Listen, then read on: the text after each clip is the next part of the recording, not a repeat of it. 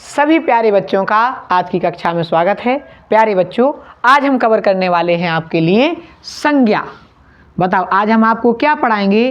प्यारे बेटा, आज हम आपको पढ़ाएंगे संज्ञा। अब आप कहेंगे सर संज्ञा किसे कहते हैं? तो देखो, आपको जो भी दिखाई दे रहा है ना अपने चारों तरफ, वो सब आपकी संज्ञा है।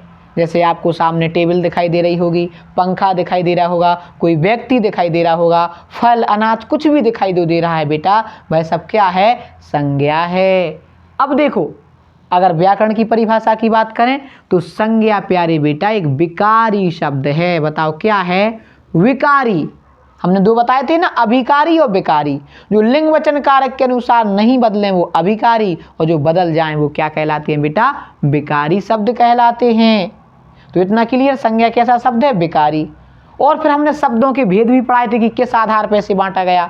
जिसने भी वो वाली वीडियो नहीं देखी, पहले बेटा जाके वो वाली वीडियो देख लें, फिर इस टॉपिक को ध्यान से पढ़ें। तो बात करते हैं आज हम संज्ञा की। संज्ञा किसे कहते हैं? देखो, किसी व्यक्ति, वस्तु, स्थान या भाव के नाम को हम क्या कहते हैं बेटा? संज्ञा। इतना समझ में आया?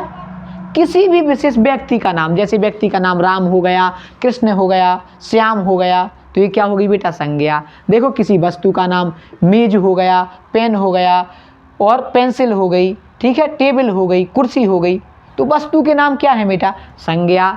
देखो, स्थान का नाम आगरा हो गया, ललितपुर हो गया, महरौनी हो गया, लखनऊ हो गया, जो भी आपके दिमाग में स्थान का नाम आए वो क्या हो गया बेटा? संज्ञा। भाव, प्रेम है, क्रोध है, गुस्सा है, समझ में आया ना बेटा? देखो, संज्ञा किसे कहते? किसी व्यक्ति का नाम, किसी वस्तु का नाम, किसी स्थान का नाम या भाव के नाम को हम क्या कहते बेटा? संज्ञा। इतना पक्का? बात समझ में आई ना? अब बात करते हैं हम संज्ञा के प्रकार की। तो बेटा, अगर मूल रूप की हम बात करें तो मूल रूप से संज्ञा दो प्रकार की होती। अगर आपसे पूछे कि मूल संज्ञा कितने प्रकार की होती? दो। एक यथार्थवाचक, एक बेटा भाववाचक। मूल आधार पर संज्ञा याद रखना दो प्रकार की होती, एक यथार्थवाचक और एक भाववाचक।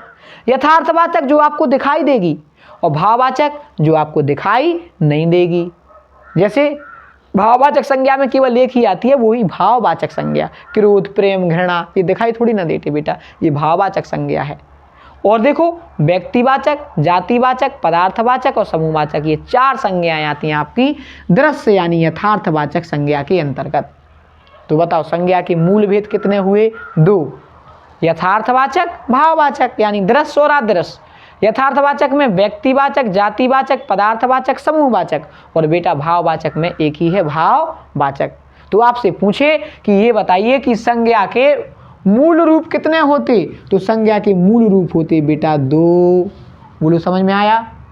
फिर आपसे पूछे ये बताइए, प्राचीन आधार पर संज्ञा प्राचीन हिंदी भाषा के आधार पर संज्ञा कितने प्रकार की होती है? तो याद रखना बेटा, प्राचीन हिंदी के आधार पर संज्ञा के भेद होती हैं 5।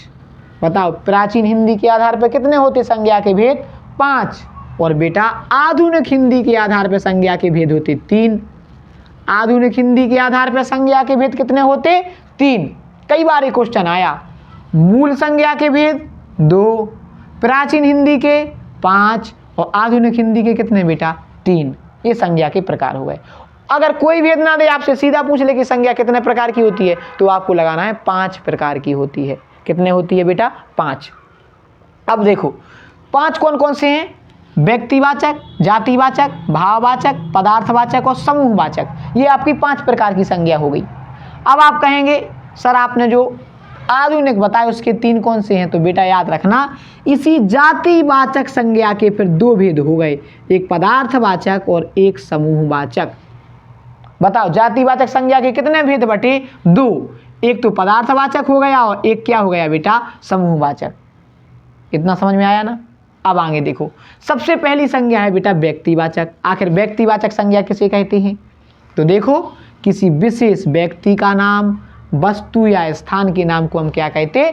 व्यक्तिवाचक संज्ञा। किसी भी विशेष व्यक्ति का नाम, मान लो हमने लिया श्याम, तो बेटा ये श्याम, हम इसी केवल श्याम के बारे में बात कर रहे हैं ना, वैसे तो श्याम कई होंगे लेकिन ये स्पेशली बात उसी की बात है। मान लो एक हमने आपके सामने नाम ले दिया नरेंद्र मोदी, अब आपके दिमाग में क्या आ गया? प्रधानमंत्री का नाम। अच्छा सर, नरेंद्र मोदी प्रधानमंत्री की बात कर रहे हैं, तो क्यों आया प्रधानमंत्री का नाम? और भी तो थे। तो इसलिए स्पेशली की बात कर रहे हैं हम बेटा। तो किसी विशेष व्यक्ति का नाम कोई भी हो सकता है वो, किसी विशेष स्थान का नाम, जैसे हमने क्या कहा बेटा, आगरा, या किसी विशेष देखो व्यक्ति हो, वस्तु हो, स्थान हो। जैसे मान लो हमने कह दिया बेटा किसी भी एक व्यक्ति का नाम बोला राधा, तो ये पर्टिकुलर उसी व्यक्ति के बारे में बात हो रही ना। तो याद रखना किसी भी विशेष व्यक्ति का नाम, वस्तु का नाम या स्थान के नाम को हम क्या कहते हैं, संज्ञा कहते हैं, व्यक्तिवाचक संज्ञा। कौन सी संज्ञा, व्यक्तिवाचक। अच्छा अगर ऐसे भूल जाओ तो एक और याद रखना, ये एक वचन होती है हमेशा व्यक्तिवाचक संज्ञा। दूसरी बात, ये दृश्य होगी यानी दिखाई देगी, और याद रखना दुनिया में अकेली होगी, उस जैसी कोई दूसरा नहीं होगा। व्यक्तिवाचक संज्ञा की सबसे बड़ी पहचान यही है बेटा, दुनिया में अकेली होगी यानी उस जैसी कोई दूसरी नहीं होगी, दिखाई देगी और एक वचन होगी। कैसी होगी बेटा, एक वचन। बोलो समझ में आया। तो ये क्या है आपका व्यक्तिवाचक संज्ञा। फिर है भाववाचक संज्ञा, जातिवाचक संज्ञा। जातिवाचक संज्ञा बेटा पूरी जाति का बोध कराती। याद रखना ये बहुवचन होगी आपकी, दृश्य होगी और इस जैसी और भी होंगे, यानी पूरी जाति का बोध। जैसे हमने कह दिया गाय, अब बेटा गाय तो पूरी जाति का बोध करा रही ना। अब इसमें जर्सी गाय है कि देसी गाय है कि कौन सी है, पूरे ग्रुप का बोध है ना। तो जब पूरी जाति का बोध, जैसे देखो हमने कह दिया बेटा फल, तो फल में क्या पता कौन सा फल, अंगूर के फल की, केला के फल की, संतरा के फल। तो जो पूरी जाति का बोध कराए उसे हम क्या कहते बेटा, जातिवाचक संज्ञा। अच्छा याद रखना ये बहुवचन होगी, दृश्य होगी और इस जैसी और भी होंगी ये, लेकिन दुनिया में ये अकेली होगी। कौन, व्यक्तिवाचक संज्ञा। फिर है बेटा भाववाचक संज्ञा। भाववाचक संज्ञा जब भाव, गुण, दोष, दशा का पता चले, उसका गुण क्या है, उसका भाव क्या है, उसकी दशा क्या है। और एक और बात बेटा, खास बात, ये एक वचन होगी हमेशा। कौन सी, भाववाचक संज्ञा। भाववाचक कैसी होगी, एक वचन होगी, अदृश्य होगी, दिखाई नहीं देगी। इसे आप प्लेट में नहीं रख पाएंगे, याद रखना ये सबसे बहुत इंपॉर्टेंट है। इसे काम नहीं रख पाएंगे आप प्लेट में। भाववाचक संज्ञा को आप कभी परोस के नहीं खा पाएंगे। देखो जैसे बुढ़ापा, क्रोध, प्रेम। प्रेम एक भाव है ना, है कि नहीं बेटा, इसे प्लेट में थोड़ी ना परसेंगे। दूसरा ये अदृश्य होगी यानी दिखाई नहीं देगी बेटा। प्रेम आपको दिखाई थोड़ी ना देता, क्रोध दिखाई थोड़ी ना देता। अब आप कहेंगे सर जिसको गुस्सा आता उसके दांत ऐसे होते हैं, आंखें चिलमिलाती, अलग दिखता वो तो उसका चेहरा। मेरे भाई वो उसका चेहरा दिख रहा, उसका क्रोध थोड़ी ना दिख रहा आपको। समझ रहे ना बात को। तो प्यारे बेटा ये क्या है, भाववाचक संज्ञा, जो भाव निकल के आए है ना, जैसे बुढ़ापा, क्रोध और प्रेम।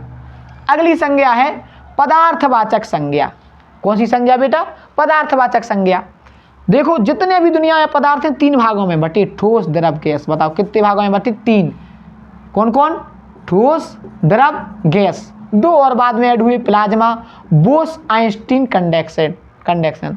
तो प्यारे बेटा जिससे पदार्थ का बोध हो, जैसे शक्कर, नमक, है ना, तो ये क्या है बेटा, ये पदार्थवाचक संज्ञा है। अच्छा एक और बात, पदार्थवाचक संज्ञा की आप गिनती नहीं कर पाएंगे, इनकी क्या नहीं होगी, गिनती। एक तरह की इनकी याद एक और कर सकते कि आप इनको गिन नहीं पाएंगे। जैसे सोना, चांदी।